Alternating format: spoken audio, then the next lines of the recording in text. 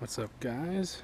Review guy here, and I know it's been a while since I've even done a video on my car.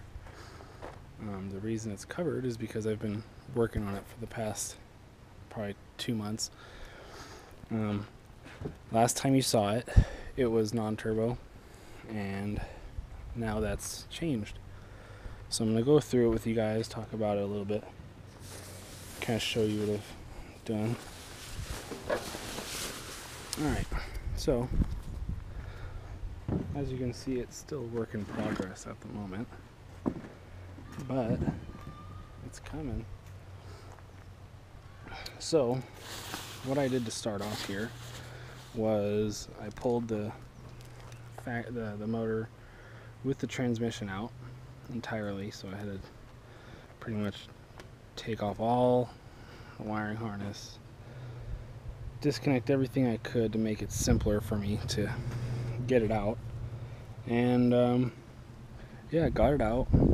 Basically put the motor on my engine stand, pressure washed it, cleaned it up. Partially the reason I took the motor out is because I don't know if you can see it, but I'm going to try to get the camera down in there. But there's a turbo return line, and it's somewhere down in there. I don't know if you can see it. Anyways,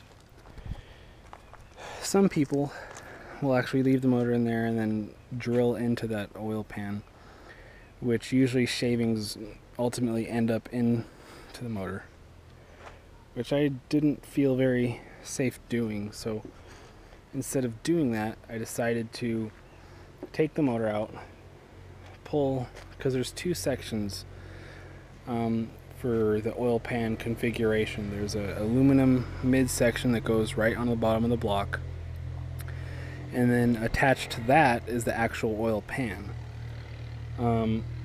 So pretty much I took the midsection off, drilled it, and then tapped it, and now the non-turbo and the twin turbo blocks are identical, so the flange was there, it just wasn't drilled. After that, it was just a matter of reassembling the oil pans with the new gasket, stuff like that.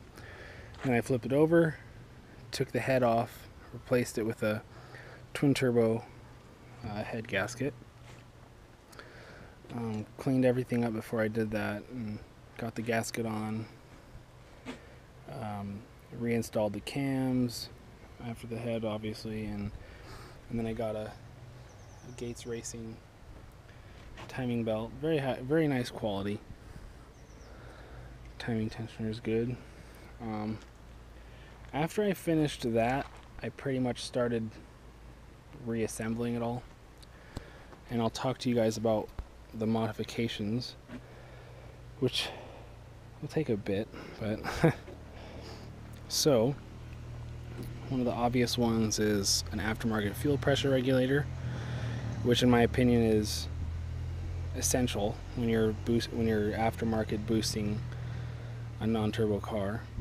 It offers that extra fuel control. Another thing is down here I have my oil cooler. It's a sandwich plate which runs the lines here, and I mounted it in the thing, the little brake duct. And ignore this, I hate that I did it like that, but well. Anyways, and then I had to take off the bumper to get the intercooler put on. I didn't have a specific Supra intercooler kit. I actually took this intercooler off my 240SX because the intercooler that I ordered, the Supra, it just wasn't big enough. It didn't look that right, so the 240s was actually bigger, so I just put that in there, and it actually fits nice. And the piping, it's actually all a universal piping kit. I hacked it up and I made my own bead roller and pretty much routed the pipes accordingly. And then I'm actually going to be using my InGen intake pipe. You know, it's mainly because it has a proper bend and it's simple, so all I have to do is cut a pipe. It's about 8.5 inches long from here to here, and put some beads in it, and it'll be good. And also, since your crankcase ventilation can't go into boost, if it goes into a boost source, you'll actually be pressurizing the valve covers with boost, and it'd be a bad idea because you'd just be pushing oil past the seals. So I routed the crankcase vents to the turbo's intake, so they'll be under constant vacuum. And then I actually plugged this one up. It's very tightly in there, it's not going to leak or anything. And I had to bore out a hole, and I'm going to have my buddy weld my blow-off valve's flange onto it, so that's going to fit up. Now this is the part that gets a little nerve-wracking for me at times, but for the turbos line, the compressing line, I had to get 45, and I'm hoping that when I get that pipe in there, it's not going to hit this. I mean, I have some gap here, but you know, if I even think it's going to be too close, I'm going to reroute it. But I wanted to keep it as simple as I possibly could.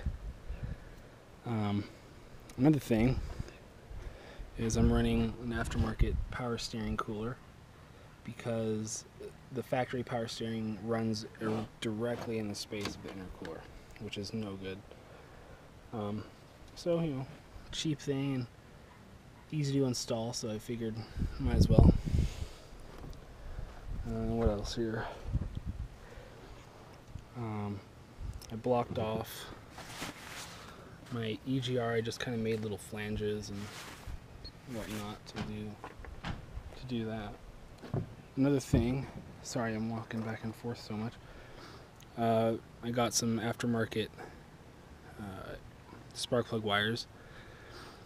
Reason being, these are actually the same thickness, they're a little higher quality than the factory ones, but reason being is when I was pulling out the plugs on the 4th cylinder, I think it was, the wire just kind of ripped out, so I figured why not, like, you know, upgrade them. As far as the turbo configuration, I have a 2JZ GE treadstone cast manifold feeding a Precision 6266 turbo, and that utilizes a 4-inch intake and a 3-inch exhaust. I'm going to run it pretty much straight down there to the mid pipe, and I'm running a 39mm precision wastegate 2-bolt flange. Really nice quality. I like it, and the fitment's great. It clears the throttle body. It looks nice. I want to run an open dump pipe.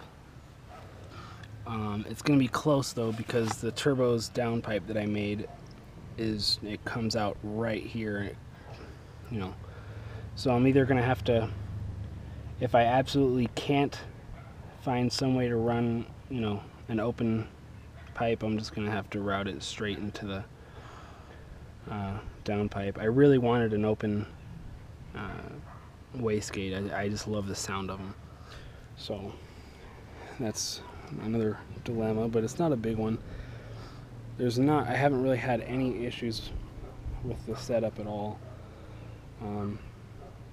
One problem, I got my parts bin that's like all the things that are being deleted. Old clutch, old cooler plates, stuff like that. One of the problems I ran into was when we were putting the motor in, we bent the transmission mount. So I ordered an upgraded one. The rubber's stronger in it, and It's instead of it being curved like this, it's straight across, so it's one solid plate all the way across. So I'm pretty confident that's going to be a good upgrade. The clutch that I got is a competition clutch stage 4 for the 5-speed, the W58. So it's going to be a pretty strong one. It's supposed to handle upwards of 700 horsepower at the flywheel, so should be plenty. I decided to run AMSOIL, which I'm just going to run synthetic OE 1030. 1030 for me personally is my favorite oil to run in turbocharged vehicles. It's just a good weight. That's pretty much it, guys. I mean, the motor itself is stock. Gosh, people are riding right now. The motor itself is stock, but luckily it's still a 2JZ block. It's not going to have any issues with integrity. It's, you know, it's a solid design, and it's cast iron, so definitely not going to have any issues. Some people seem to believe that the 2JZ non-turbo engine is an entirely different engine, but that's not true at all. They use the same block, the same crank, and the same rods. Just the pistons are slightly different in the head, obviously, but that's not too big of an issue. But anyways, that's pretty much the car. I got a whole bunch of other stuff I got to deal with, but after I finish all the engine work that I've been doing, and the piping and the routing and all that, I'll be able to actually save up for my AEM V2 EMS for engine management, and hopefully by then I'll have another update for you guys. So anyways, I hope you guys enjoyed watching. Let me know what you guys think.